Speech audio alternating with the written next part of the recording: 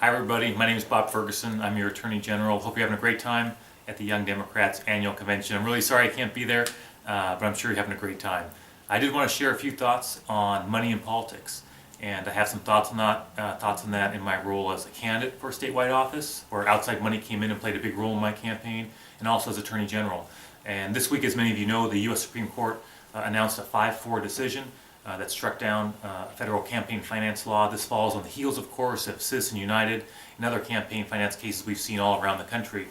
So there's really been a lot of focus from the courts on campaign finance laws, and in many cases, unfortunately, striking those laws down. I think it's too soon to say what that means for the U.S. Supreme Court going forward, but their real focus on First Amendment speech and the freedom of speech overriding campaign finance laws is, from my standpoint, troubling and has the potential to have a huge impact on elections all around the country, and of course right here in Washington State. And really we have very specific examples of how big money can have a huge influence in our politics. Last year, as you might recall, we had an initiative, the Food Labeling Initiative, Initiative 522, and in that campaign, the No campaign, the largest donor to the No campaign was the GMA, the Grocery Manufacturers Association. They donated a little over $11 million to the No campaign. There was just one problem. If you went on the PDC to look at who donated, it just said GMA, $11 million. What the GMA actually did, and we did an investigation on this, what the GMA actually did was they asked their members to donate to a segregated fund in order to oppose the initiative. So entities like Pepsi, Nestle donated millions of dollars, totaling $11 million. The GMA put all that together and made that contribution to the No campaign, but they only identified the GMA as the donor. They did not mention Nestle, did not mention Pepsi or other corporate interests. You can't do that. In Washington State, if you want to do that, you've got to form a PAC, right? If you want to ask folks to donate to a particular political cause, you've got to form a PAC and put that together and disclose that so the people of the state of Washington can see who's donating to that campaign.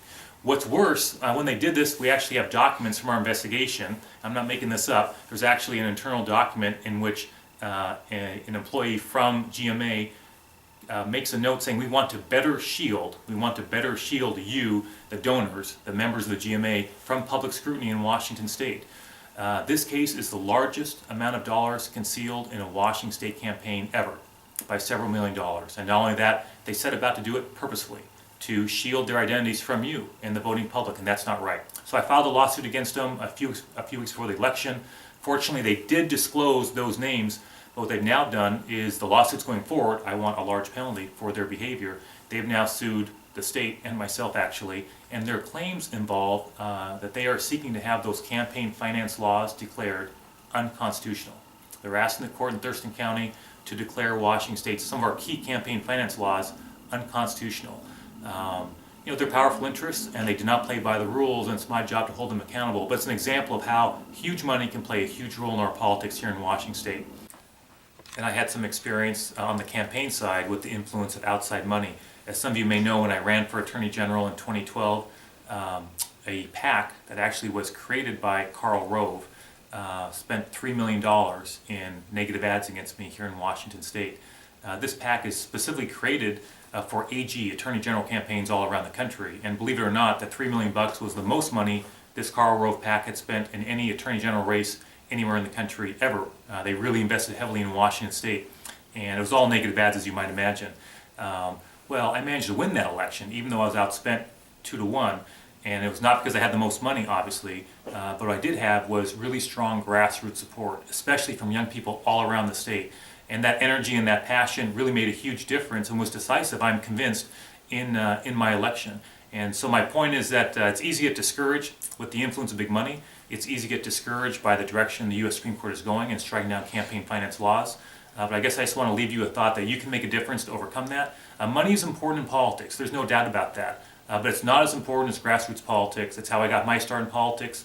I've been outspent in every campaign I've ever had in running for office, from the King County Council to running for Attorney General. But in each of my campaigns, what I had and what my team had was the energy and the focus and young people involved. So do not be discouraged by what the Supreme Court's doing. Don't be discouraged by the influence of big money. Hopefully it just serves as an incentive to work even harder on local campaigns, on statewide campaigns, and for issues that you really care about. So thanks so much for watching. I really appreciate it. I wish I could be there in person, but I hope you're having a great convention. Have a great night. Thanks so much.